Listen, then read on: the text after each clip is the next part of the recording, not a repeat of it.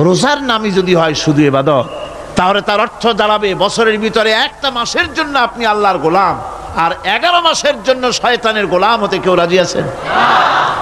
তাহলে বিষয়টা কি? বিষয়টা হচ্ছে নামাজ, রোজা, হজ, যাকাতি শুধুমাত্র ইবাদত নয়, আনুষ্ঠানিক ইবাদত তো বটেই, কম্পালসারি ইবাদত তো বটেই, কিন্তু শুধুমাত্র নামাজ, রোজা, হজ, যাকাত ইবাদত শুধুমাত্র নয়, এগুলি হচ্ছে ইবাদতের পার্ট, ইবাদতের অংশ।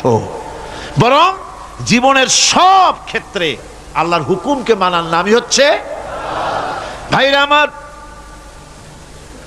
একদিকে নামাজ রোজা করছি, অন্যদিকে আল্লাহর আইনের প্রতিটি ধারাকে লঙ্ঘন করে চলছে, মিথ্যা ওয়াদা করে, মিথ্যা কথা বলে, সুদ খায়, ঘুষ খায়, জেনা করে, এরপরে অন্যের হক নষ্ট করে, প্রতিবেশীর হক নষ্ট করে, হারাম মাল খায়, হকদারের হক নষ্ট করে, প্রতিবেশীর হক নষ্ট করে, জিন্দা মুর্দা মানুষকে নিজের জন্য শক্তিধর বলে মনে করে, এক টুকরা রুটির জন্য অথবা এক ফোঁটা, এক ঘটি পানির জন্য কাফেরের কাছে হাত পেতে দাঁড়ায়া থাকে।